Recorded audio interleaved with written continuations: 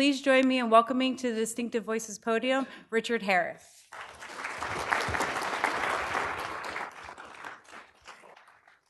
Thank you very much. It is a pleasure to be here tonight.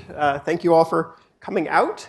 I will make some provocative comments and field your questions. So as Jennifer mentioned, I had been doing biomedical research on and off over the years and was asked in 2014 to go back and do it again.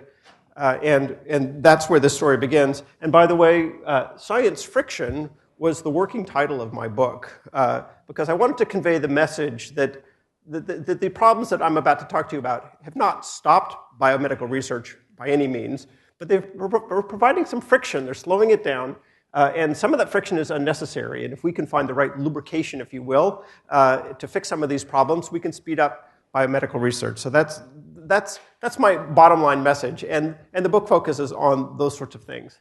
But when I was asked to come to back to the beat of biomedical research, I did what any good journalist does, and I said, the first thing I'm going to do is follow the money. And I looked at this graph or one like it, and noticed in 1998 to 2003, funding for the NIH doubled.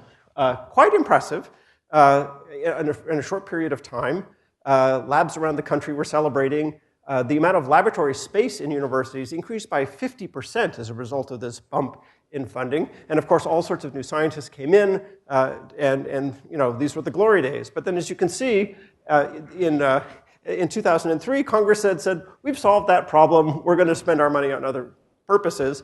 And the funding gradually declined. And it may look like a sort of a gentle slope, but it's actually over that following decade, it decreased by about 20%. And you've had this building boom, you had all of these people coming into science, and in sort of spending power, the funding was reduced. So I thought, this can't be a good thing. There's got to be some negative consequences of having this kind of funding in biomedical research. The next thing I've found and spent some time thinking about was this idea of problems of reproducing science in the scientific literature. And this paper in particular caught my attention. This had actually been published in 2012, but it was new to me when I got back on the beat. And this was published, the first author is Glenn Begley, who at the time was in charge of cancer research at Amgen, a large biopharmaceutical company up the coast from here. And he had spent his career basically in the drug company, reading the scientific literature, finding really interesting ideas that have been published in journals and saying, gosh, I wonder if we can make a drug out of that. And most of the time when they brought them into his own labs, they found they couldn't repeat the results from these experiments. So after he'd been there for a decade, he thought, you know, I want to take one last look at some of these papers that really excited me and disappointed me. And so what he did was he picked 53 studies that he thought, you know, these could be winners if these ended up being correct results. We might be able to build drugs out of these ideas. He tried to reproduce them. He had a whole lot of trouble reproducing them. He even took them back to the original scientists often and said, I'm having trouble reproducing these. Can you please, show me? Can you do it? And most of the time, the original scientists couldn't even reproduce them. And in the end of these 53 papers, he was only able to reproduce 6, which is like 11% success rate. That was not a very happy result. And at the same time, another group from the Bayer Drug Company in Germany did a similar experiment, and they came to the conclusion that they could only reproduce about 25% of the experiments that they were interested in. I will say one thing about this paper. It itself is not reproducible, because as a condition of doing these experiments, he promised the scientists whose experiments he wanted to repeat that he wouldn't reveal who they were. And after he said he couldn't get them to replicate, nobody stood up and said, that was my experiment you couldn't replicate. So layer upon layer of reproducibility. At any rate, that led me to realize between these two things, I've got a book. As I said, I wanted to call it Science Friction. My publisher thought that this would scare people to buying it. And so he has this they ended up with this rather more dramatic cover, and there it is. So at any rate, when I started doing this, my first thought was, are people going to want to talk to me? I mean, this is sort of like, are people going to think we have to circle the wagons, this is our dirty laundry, and so on? And much to my surprise, I discovered scientists are passionate about this issue, And they were happy to talk to me about it, and they were happy to be pretty blunt about it. And this was one of the remarkable interviews I had. This is Janet Woodcock, who's in charge of drug approval at FDA, top of the heap at FDA. And this is something that had been frustrating her for a very long time. She said, drug companies have a better understanding. They do this all the time. They understand how to do these experiments in a really reproducible manner. But when we get applications that are basically based on university research, very often it just doesn't work. Most of the time, in her experience, it doesn't work. And she told me it's like 9 out of 10 airplanes we designed fell out of the sky, or 9 out of 10 bridges we built failed to stand up. And then she says, we need rigorous science we can rely on. Another distinctive voice in this is Francis Collins, who's the head of the NIH, somebody who could have chosen to say, nothing to see here, folks, move along, I'm sweeping this under the rug. But he actually, much to his credit, and I think it has helped this issue a lot, that he stood up and embraced this and said, yes, this is a really serious issue. We as a community need to deal with it, and we're not going to pretend it's not happening. We're going to be open about it. We're going to talk about what the problems are, and that will help us get to solutions. And this is a paper he co-wrote with his chief deputy, Larry Tabak, was published in one of the Nature journals. And he explains, of course, as people who know about science know, in the long run, science is self-correcting. He says, but in the shorter term, the checks and balances that once ensured scientific fidelity have been hobbled. This is the head of the NIH. He's doling out $30 billion a year in research funding, and he's saying, these are strong words. And much to his credit, he acknowledges this as an issue, and he's been on the front lines trying to fix it. So scientists overall also think there's a crisis here. The dark red is the question, of course, that was posed by the journal Nature in 2016. Is there a reproducibility crisis? 52% said, yes, there's a significant crisis. These are scientists from all fields of science. Another 38% said, yes, there's a slight crisis.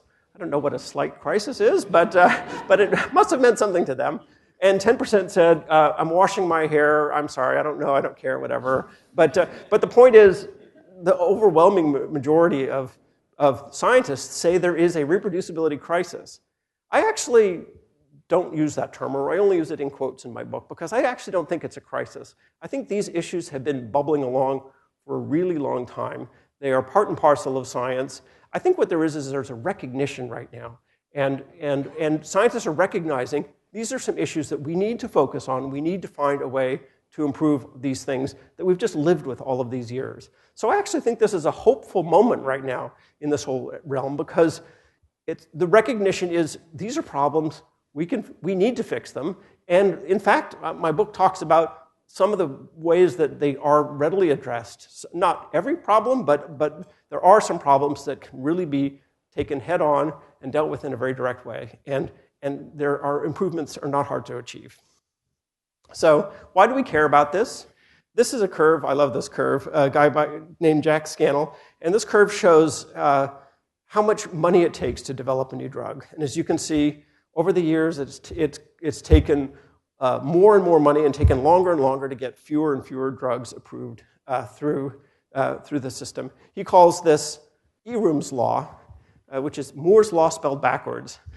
Because unlike Moore's law, where microprocessors get cheaper and cheaper and faster, drug development gets more and more expensive and is slower and slower. And it's not a pretty picture. And clearly, this is not all driven by reproducibility issues. But reproducibility issues, in the first place, they contribute some to this curve. And the other thing that should concern us is that if the underlying research, this biomedical research, what I call preclinical, or what the field calls preclinical research, were done with more surety and with better results, you'd have fewer false starts, and you could actually probably change the curve here and say more of those things are actually panning out. And Glenn Begley, 100 years ago now, if he were still alive, could go back to his laboratory and get much better results and have drug development accelerated as a result. So this is why we care. I mean, it's not a very compassionate looking graph, but Eroom's law, who couldn't like Eroom's law? So, and this also touches us as news consumers as well. And this paper drives home the point. Estelle Dumas-Mallet is at the University of Bordeaux. She published this paper last year with some colleagues. And what they did was they went out and they looked at 100 English language newspapers published around the world, and they looked at science, particularly medical papers that became the subject of newspaper headlines. And they said, gee, I wonder if these headlines turned out to be true. And there's papers like, here's a new pesticide that's now a new association between a particular pesticide and Parkinson's disease. Or here's a new mechanism that explains ADHD and so on. And I've written all those stories. All my colleagues have written all those stories. And the question is, do we ever go back later and say, I wonder if that was actually true? And what these guys did was say, well, let's find out. So they looked at a huge number of studies, and then they said, let's wait till there's another sort of body of evidence that will tell us whether those initial findings were true or not. And they tracked down 156 primary studies that had been published in these newspapers and found only about half of them actually turned out to be true when there was further research done. And the ones we care about most, those exciting first, hey, guess what, big news, only about a third of those turned out to be true. So this gives me pause every time I do a story out of a journal saying, maybe at the end of the story I should say, historically, about maybe half these studies like this actually turn out to be true. So are you feeling lucky today? I mean, that's important for me as a reporter when I'm thinking about picking stories. It's also important for you as news consumers when you're reading these things to say, when I check back on this, will it be right or not? I don't know. I wanted to talk about the fact that a lot of these issues are just the result of the fact that science is hard. Scientists are working on the frontiers of knowledge, right? And if they were getting everything right, I would say you're not working hard enough. You're not trying hard enough. You should be failing some of the time because you're on the frontier. You don't know what's out there. And this is a paper that I think illustrates that point really nicely, which was a group at Memorial Sloan Kettering Cancer Center in New York and elsewhere, and they were trying to develop a way to just take a blood sample and see, can we predict whether somebody, or can we diagnose cancer just from a blood sample by looking at the proteins in the blood sample. So they took some blood samples from women who had, people who had cancer in the hospital, and they said, okay, these are, we'll isolate a bunch of proteins from here. And then they said, for a control group, we'll take blood samples from a health clinic up the street where we know it's unlikely that people have cancer. They're presumably healthy people, and we'll compare. And sure enough, what they found when they did this comparison was, yes, there's a difference between the proteins in the blood in these two populations. And at first they got very excited, and then they realized, this isn't really panning out. This isn't working. Why is this not working? And they realized there was something about the way the blood was collected. It had nothing to do with the proteins in the blood. It just had to do with the fact that one was taken in the hospital and one was taken in the clinic. And it turns out the only difference was the test tubes. And just the virtue of the fact that they had taken blood in different kinds of test tubes explained their results entirely. Now, who could have anticipated that problem, right? Nobody can. This is one reason you want scientists to be replicating their results, right? Because you find something exciting, you want to say, oh, well, if somebody else does it, will they get the same result? But this took them quite a while of sleuthing to actually get to the bottom of it. And as I say, it really illustrates the fact that science is hard, and we shouldn't be mad at these people. We should be delighted that they spent the time to figure out why their exciting results turned out not to be what they thought they were. And a lot of science, a lot of the errors, I think, that creep into science are things like this that are unanticipated. They're the unknown unknowns. They're these sorts of things that you just can't anticipate in the beginning, and you just have to accept, and understand that scientific results, may not pan out over time. But there are other cases where scientists didn't pay enough attention to some of their assumptions. And this is a study of technology called fMRI, functional magnetic resonance imaging. You've seen pictures of people's brains glowing different colors. This section lights up, that section lights up when they are put under one of these scanners and so on. And it's a very powerful tool used to understand how the brain works. But these guys asked a question, how good are the statistical methods and the sort of that are applied all the time, day in and day out, they're sort of baked into these processors. Has anyone really checked to see how good these statistical processes are? And what they found was that actually, if you're not careful, you're going to get pretty crazy results out of this, because no one had really truth-checked those statistics to realize that you have to set up the parameters in just the right way, or you're not going to get the right results. And most people didn't even know that. I mean, they didn't know it going into it. But what they found was that a huge number of these experiments were actually kicking out false positives. They were not true results just because the statistical package had not been tuned up properly. And at first they said, they estimated there were 40,000 papers in the literature that we probably have to throw out because they use these methods, and by now the data are thrown out, so we can't even reanalyze them. And then somebody pointed out that they made a mistake there, and so they actually corrected this paper, and now they say they question the validity of a number of fMRI studies, no longer that they say 40,000, but they think it's at least 4,000. But there's a large body of literature that is not reliable now because they discovered this problem. Good news is, of course, going forward, scientists are now aware of this problem in analyzing these results, and if they're careful, they can avoid these pitfalls. So this did a big service, but it's it's a reminder that things aren't hunky-dory all the time. And my focus is biomedical research, but I'll mention that this is also a huge problem in psychological science, particularly in experiments of social science, where you get 20 undergraduates in a room. You do an experiment on them, and then you extrapolate to all of humanity. And this paper looked at about 100 of those papers that had gotten a lot of traction over the years, and scientists were saying, well, what if we reproduce them? What will we get? And the answer is a lot of those studies are not reproducible at all. And when they're redone, even if you you talk to the scientists, we're going to redo it this way. Does that work for you? And they say, yeah, you should get the same results. Most of the time, in fact, they did not get the same results. So this was sort of the wake-up call in the world of social psychology, which is also dealing with these problems. Just wanted to say this is by no means all about biomedical research. And I will say, actually, the National Academy of Sciences right now is undergoing a series of hearings and so on, and they're actually preparing a report to look at what these issues are in other areas of science where it's not as well defined as it is in biomedical science and psychological science. And so look for that report on your doorstep a year or two from now, I don't know. But their hearings are ongoing on that topic. So what's going on? So a couple things I'm going to focus on. Things that are easily fixable: bad ingredients, design that's susceptible to bias, statistical errors, and this is not easily fixable, but a very big part of this problem is the bad incentives that are baked into the way the biomedical system is set up in this country right now. So in terms of bad ingredients, I want to start with the story of Henrietta Lacks.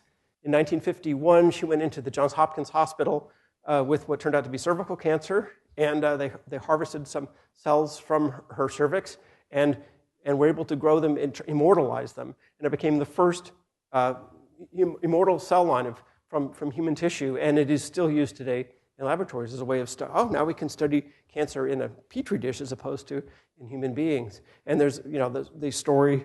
There's a big dramatic backstory about this that Rebecca Skloot told very well in her book called The Immortal Life of Henrietta Lacks, about some of the ethical lapses and so on that involve all of this. But the other half of the story is that these cells turned out to be essentially kudzu in the world of cell cultures. They spread like crazy. If you have these cells in your lab and you have other cells and you make even the smallest mistake, before you know it, HeLa cells, which is what they're called, will just take over. They will overwhelm all of your cells, and you maybe think you're studying liver cells over here, but actually you probably have HeLa in every single one of your petri dishes in your laboratory.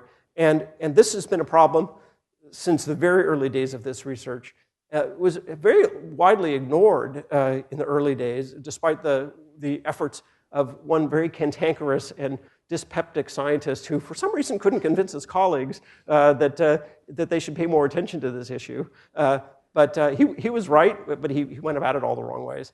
His name was Walter Nelson Rees.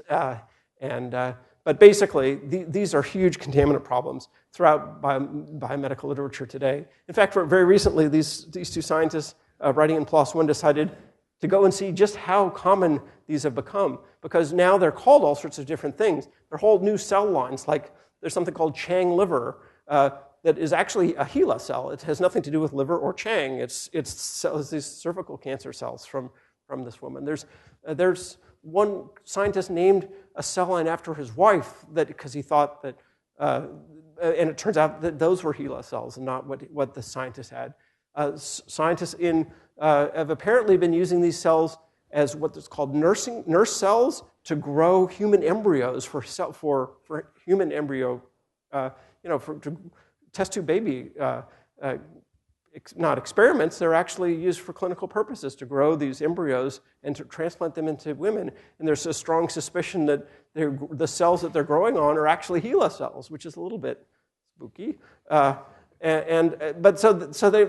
they're really everywhere. In fact, these guys found, they went back and looked at the literature. How many of these articles are saying it's one kind of cell when they're actually HeLa cells? And they found 32,755 articles where the cells were misidentified, and then those were cited in 500,000 other papers. So you can imagine. Talk about, this is now the literature is contaminated. It's not just the cells in the laboratory, but the literature is now contaminated with these cell lines. It's a huge problem, and it's continuing unabated. There's a group called the International Cell Line Authentication Committee that is looking at these issues and is trying to create a list of this. And HeLa turns out to be just one contaminant. They found more than 400 misidentified cell lines that are now known. A lot of them are HeLa, but there are tons of other ones. They don't even get the species right on some of these. And so you think you're using a cell line that's a breast cancer cell. It actually turns out to be a melanoma cell. And those continue, even though they're in this database, they continue to be published on today. So scientists haven't got the message. Publishers haven't got the message. And a lot of this is, why are you publishing this? Why does a journal allow this to happen? And it's an information problem among other things. But this is, the nice thing is this is an easily solvable problem because there are inexpensive tests that you can use to identify your cells, and you can say, if you think you're studying liver cancer, you can find out whether that cell line is actually a liver cancer cell. So in terms of, this is a story now about bad methods was the next thing I was talking about, bad experimental design. This is a story of Tom Murphy, whom I actually did a story about on NPR when I first moved to this beat and was sort of exploring these issues. Tom had ALS, Lou Gehrig's disease, a degenerative disease that gradually you lose your ability to use your muscles, and you eventually can't even use your diaphragm, and you stop breathing and you die. There's no successful drug for treating that. And if you're a man, or usually a man, in the circumstances, you end up basically with one chance to get into a clinical trial because your body basically is sort of wasting away fast enough that by the time you're done with one clinical trial, you're in too bad shape to do another one. So he chose to do a clinical trial of a drug called Dex. And he was on the trial. They had 1,000 people. They put a lot of money into it. They were working hard on it. And it turns out that Dex did not work. And he felt it helped him for a little while, but in the end, it was not a success for him or anybody else, and they sort of dropped using the drug.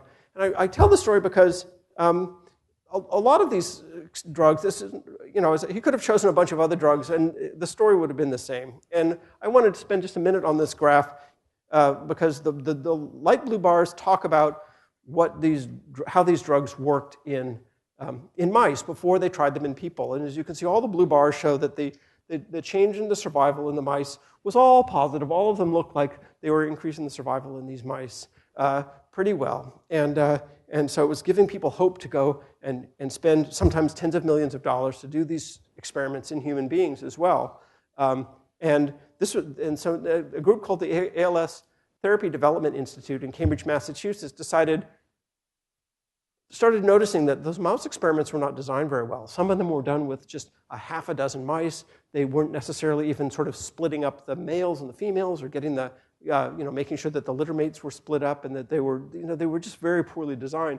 And so they said, we're going to redo these experiments. It's expensive to do. It's like $100,000 per experiment. But they decided, we really want to know whether these drugs work, if they're done carefully and correctly in mice. And the black bars show what they found when they actually did these studies with great care in mice. And the answer is none of them worked in mice either, and there was really not a lot of reason to expect that they worked in humans. The one on the top worked a tiny bit, and that is actually an approved drug for ALS, and it works a tiny bit in human beings as well. So this is a big issue. This actually drew the attention of some of the officials at the NIH, and they realized we're spending tens of millions of your money, taxpayer dollars, to do these experiments. We need to spend more time thinking about whether these are worth doing. And the problem was people didn't spend enough time thinking about the mouse experiments before they were putting money in the human experiments. And this triggered a very positive and useful exercise within the NIH to improve the way that they think about preclinical studies before they go into human beings. And it sort of lit the fire that ultimately ended up, with Francis Collins standing up and telling Congress, yeah, this is a big problem and we're gonna take it on. So statistical problems are another real concern in this area of science. And one of my favorites is called harking, which is hypothesizing after the results are known. And this sounds very innocent. You do an experiment, you don't get the results you expect, but it's like, oh, but look, this left-handed people did remarkably well. So then you publish your results saying, this drug works great in left-handed people. The problem with that is it doesn't seem necessarily that obvious, but actually there's a real problem with that. And actually, the best way I've seen it explained is actually by this comic strip, Baldo. And here's the scientist doing her experiment, going to check her results. And you can see, if you decide afterwards where to point the target, it works a lot better. And these are still useful experiments because they can give you leads and new ideas. And it's like they're called exploratory experiments. And it's great to explore and to get new ideas, but you shouldn't then say, apply the statistical methods and then make the claims that are involved in saying, this was my hypothesis, and I've now demonstrated it with these results. Unfortunately, it means starting over with a new set of experiments designed specifically to test this idea, not the idea that didn't work. And it takes time and money, and it's frustrating and so on.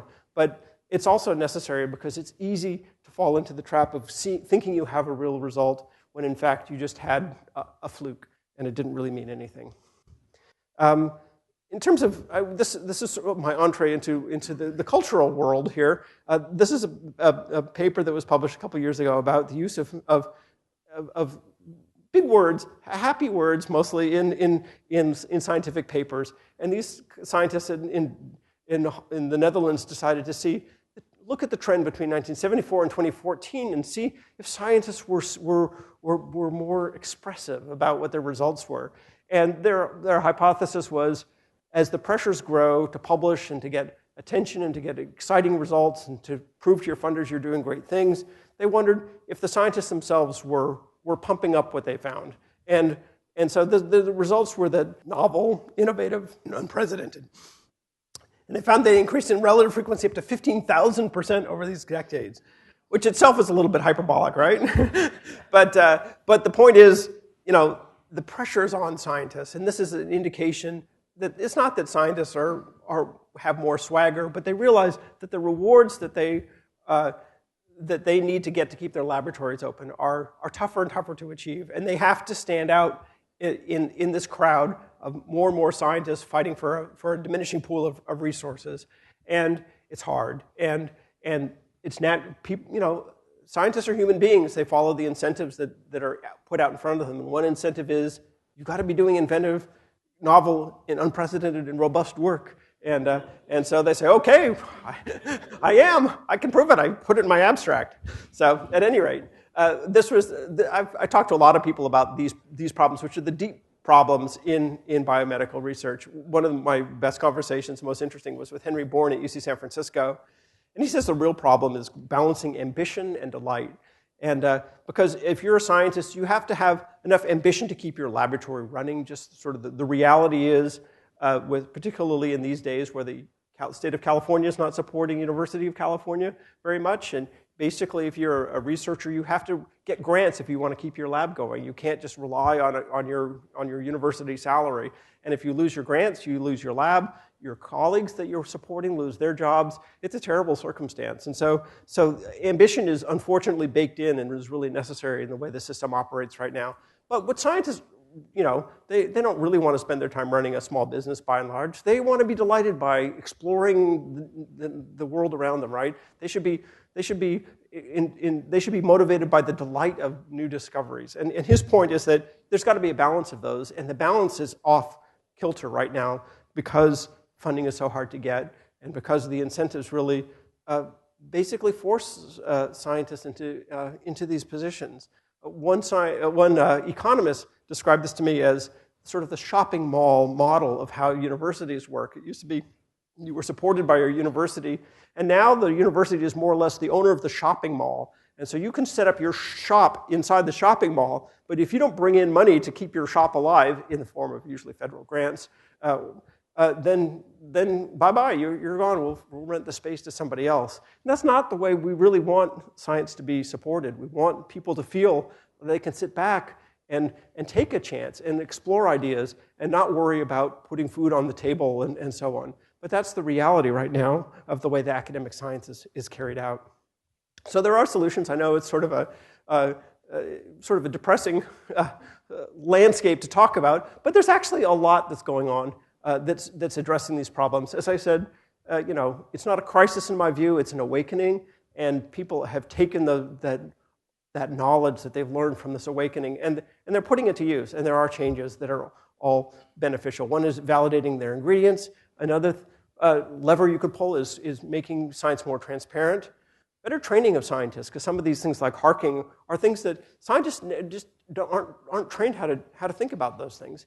And also changing the bad incentives. This is the hardest, but also the most fundamental issue that we need to address in order to make deep systemic changes, and to make sure that we as taxpayers are getting the most that we can out of this, and to make sure that scientists feel like they can actually do science and not just spend all their time raising money and just worrying about the day-to-day realities of life. So in terms of the ingredients, I mentioned that you can actually send your ingredients away and have them validated by a lab, and for not very much money. And now the NIH actually requires that. They say, if you're getting a grant from the NIH, we expect you to validate your ingredients. I don't think they have the inspectors come in your lab and make sure that you've actually done it. But it's now understood that that's an expectation in your lab. And so I think that in the long run, the problems with the cell lines and so on I was talking about will get resolved if scientists actually follow through and send their samples off to get tested and make sure that they're dealing with the samples they think they are. I put this slide up because this is from the February 2001 Nature, when they published this first complete draft of the human genome, a monumental moment in the history of science. Of course, they didn't publish all 3 billion letters in the journal Nature, but what they said was, let's pick about a dozen interesting things we discovered in the course of doing this, like how many genes there are in the human genome. And one of the things they trumpeted was, we discovered, much to our amazement, that there were some genes that have gone straight from bacteria and jumped directly into the human genome, which is a pretty amazing thing. It wasn't through evolution that they wormed their way up, but they're latecomers. They found a way to jump in, which didn't make a lot of sense biologically, but is also interesting because, well, maybe there's some new biology we don't understand. Now, one important aspect of the Human Genome Project is that all of that data was put into the public domain immediately, which was a huge part of sort of their philosophy and thinking. And so these guys said, let's grab that data ourselves and reanalyze it. It's all in the public record. We can go investigate these microbes that jumped right into the human genome. And they investigated, and as they suspected, it was an artifact. It was a mistake. It didn't really happen. And as you can see, this is by June of 2001. They'd published this paper saying, nice try, Francis Collins and Eric Lander and so on. You're wrong. We've actually reanalyzed your data, and that is not how it happened. You just made a mistake, but not that we're boasting or anything, but we're right and you're wrong, whatever. And actually, it's an example of science working really well. This, not that science is perfect, we can't expect that, but that when a mistake happens, that if the data are readily available, you can easily identify that, have somebody else take a look at it, get to the bottom of it, and fix it. And I talked to Francis Collins about this afterwards, who was one of the authors on the Nature paper, and he said, yep, we were wrong, he said, but fortunately, no harm was done, no humans were hurt in this error, except a few bruised egos maybe along the line. But that's an ideal. And so scientists are thinking, how can we improve the way that we make our data transparent so that people can really find the errors which inevitably will occur and fix them and move along and not have people get stuck down a blind alley for a long time, which otherwise can happen. I put the slide up of Arturo Casadevall, who's at Johns Hopkins University, because he's been thinking a lot about the education aspect of this. And he believes that scientists these days who are getting a PhD are not spending enough time thinking about the philosophy part of the doctor of philosophy. And so he's thinking about how to change medical education, particularly in this preclinical research area. And it has become his passion, and he's very well spoken on this subject. And in fact, what happened in a few years ago, 2014, I think, one of the National Institutes of Health went back and they said, we recognize this is an issue also, so let's take the best curriculum from around the country and recirculate it so scientists can find these courses that really do a good job of teaching graduate students in preclinical biomedical research, how to do the methods, how to think about their statistics and design experiments and so on. So they put out a request for information, send us your best curricula, and they got essentially 0 responses from anyone. People were not actually offering these classes. So Arturo says, oh, that's no good. And then NIH has also said, oh, we don't like that either. So they are funding development of courses to train scientists how to do this when they're young scientists. And so they start off their career thinking about how to design experiments properly. How many animals do I need? It's like, 6. Why do you say 6? That's what everyone uses. It's like, well, that's not a really good answer. And so making people think through those and understand and develop better techniques. People of Arturo's generation, many biologists, went into biology. When they did, it was a descriptive science. It was not a heavily quantitative science. And one guy, Keith Yamamoto, quipped to me, the saying in the lab used to be, if you need to use statistics to analyze your results, think of a better experiment.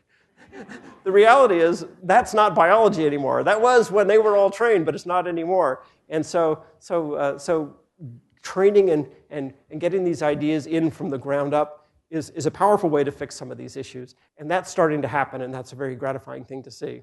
I will also mention Carolyn Compton, whom I met on the course of doing this. She's a pathologist now at Arizona State University, but she's worn many hats over the years, including at the National Cancer Institute and so on. And she became passionate about the fact that when specimens are gathered for in surgeries and so on, for if somebody's has a colon removed and somebody takes a tissue sample to study colon cancer, those tissues are not necessarily handled with great thought and care and uniformity. They may sit out for a while, and people don't really know very much about it. And she believes that very irregular handling of tissues really affects everything that happens downstream from that. And what's increasingly happening downstream from that is those tissues are ending up in biobanks where they are being used to improve precision medicine. They're being used to study these diseases to get much more precise treatments. And she's saying, the differences they may be seeing between these various kinds of cancer might just be the way they're being handled, how long they sat in the mail cart going down the hall to the pathology lab. And so she's been pushing very hard in the world of pathology and among others to say, let's think more carefully about creating some standards and handling these tissues uniformly so that we can have confidence in them when we're done getting them preserved and into the scientific pipeline. If we're starting with garbage in precision medicine, we're not going to end up with precision coming out the other end.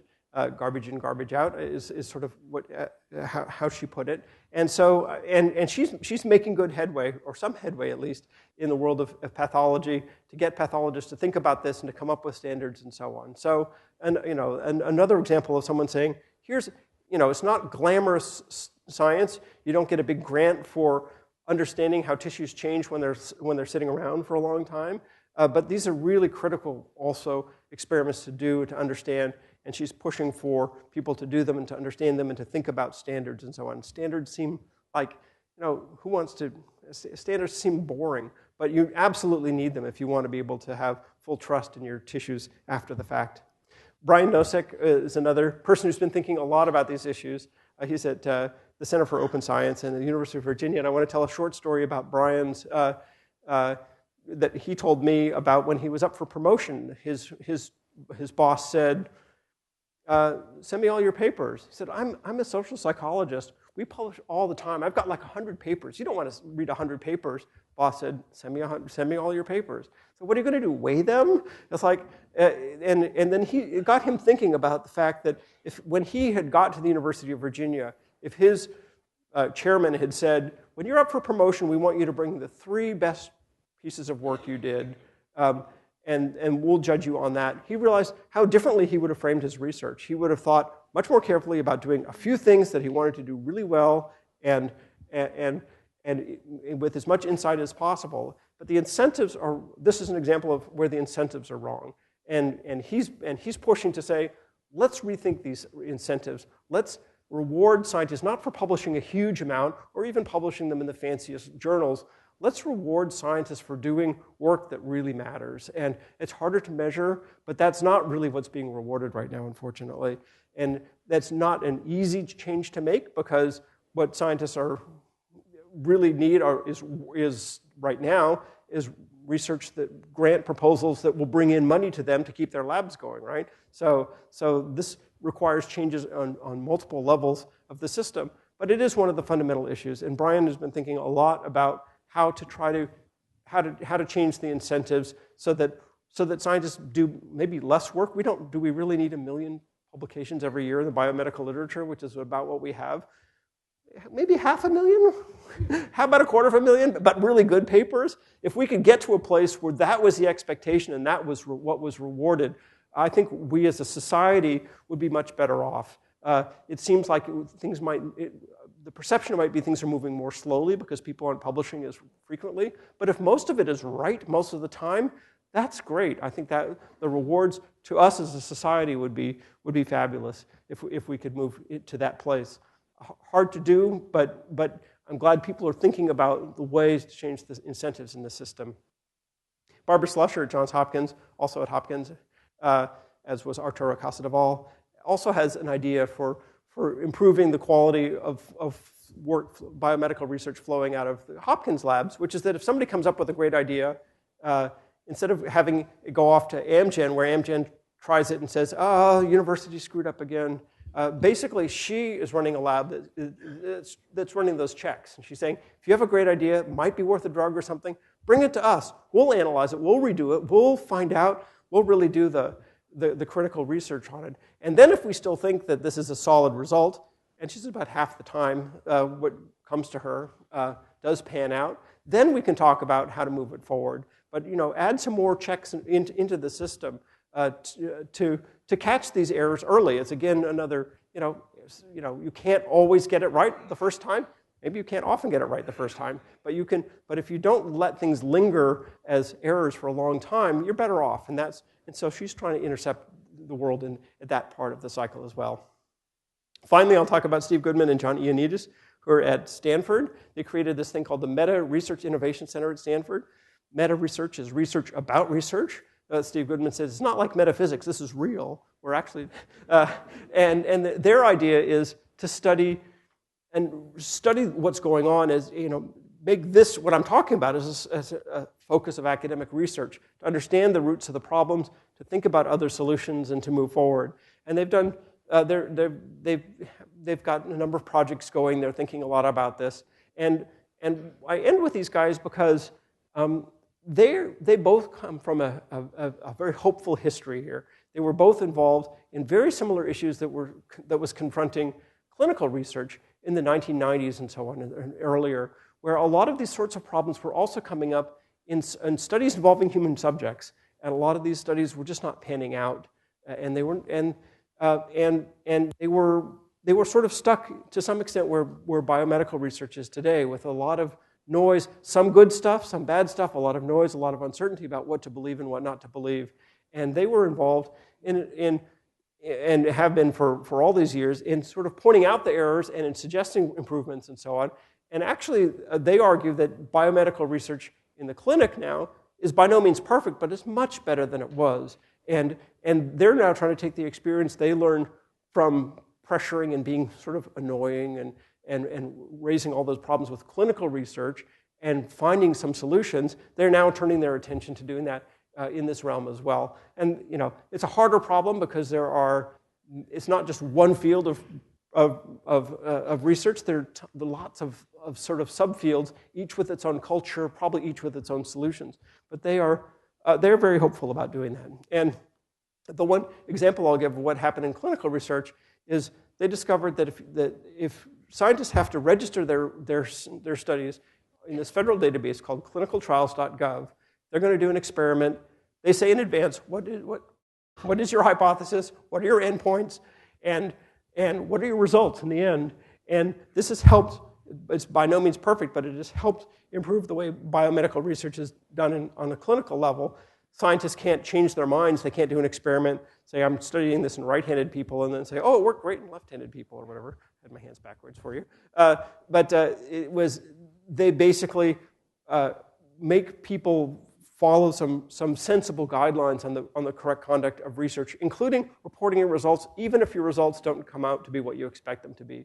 That's a story for another day, but that's another real problem in clinical science. So the point is, you could take this idea and say, if you're going to do an experiment, tell us in advance what your hypothesis is. And maybe a journal will even say, if it's an interesting enough hypothesis, we promise to publish your results whether you find what you expected or you don't. If it's an interesting question, it shouldn't matter what the answer is.